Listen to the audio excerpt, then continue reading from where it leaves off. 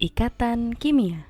Nah, jadi buat teman-teman dan adik-adik yang sekiranya ingin mencari tahu lebih lagi untuk materi kimia lainnya, kalian bisa cek di channel ini ya, Random Thought Channel. Dan jangan lupa di like dan di subscribe. Jadi ini adalah video mengenai pengantar pembelajaran materi ikatan kimia. Nah, sebelumnya kalian pasti tahu kan ada unsur-unsur yang kalau dia berikatan bentuknya jadi diatomik. Contohnya seperti H2, O2, F2, dan juga N2. Ya enggak? Nah, kenapa sih mereka harus berikatan secara diatomik? Emangnya mereka nggak bisa sendirian aja ya?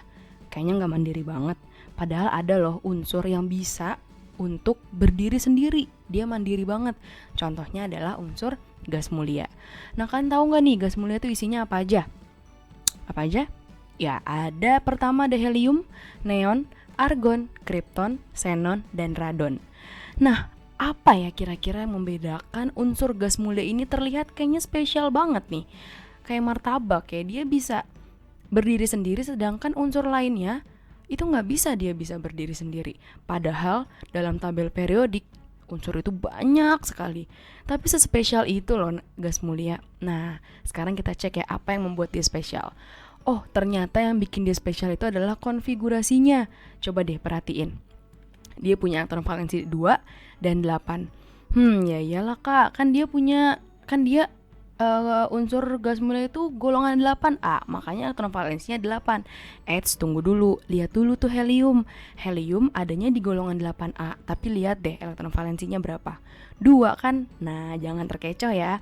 Nah, jadi inilah yang membuat dia itu jadi lebih stabil. Kenapa? Dia memiliki konfigurasi yang stabil. Nah, kestabilan dia inilah yang menyebabkan dia terlihat lebih istimewa. Dan kestabilan dia inilah di mana mereka memiliki elektron valensi 8. Itulah yang menjadi role model untuk unsur-unsur lainnya untuk menjadi seperti dia. Nggak cuma gas mulia doang yang pengen stabil, nggak cuma manusia doang yang pengen stabil, tapi unsur-unsur juga pengen stabil. Nah, makanya unsur-unsur lain itu mencari cara, gimana nih caranya supaya bisa stabil? Kita next slide dulu. Dalam tabel periodik nih, lihat banyak sekali unsur selain unsur gas mulia. Tapi yang pengen stabil tuh semuanya. Tapi yang stabil cuma dia doang. Oke, tadi masih inget soal kestabilan dari gas mulia ya. Nah, tadi kita lihat bahwa elektron valensi dari gas mulia itu ada yang 2 dan ada yang 8. Nah, keadaan 8 inilah yang disebut dengan kestabilan oktet dan 2 adalah kestabilan secara duplet. Oke, nah terus hubungannya apa nih? Bagaimana cara unsur-unsur lain selain gas mulia untuk bisa seperti gas mulia? Kayaknya si Bambang nanya nih pertanyaan yang tadi. Oke, kakak jawab ya. Jadi jawabannya adalah dengan cara membentuk ikatan. Nah, ikatan apa kak? Itulah ikatan kimia. Ikatan kimia itu ada 3. Ada ikatan ion, ada ikatan kovalen, dan ikatan logam. Ada satu lagi, ikatan kovalen koordinasi. Oh, jadi itu loh yang menyebabkan H2, O2, F2, dan N2 gak bisa sendirian. Mereka berdua karena apa? Karena mereka pengen stabil dengan cara membentuk ikatan. Hanya saja di sini mereka berikatan dengan sesama jenisnya. Nah, kayak gitu, ngerti ya?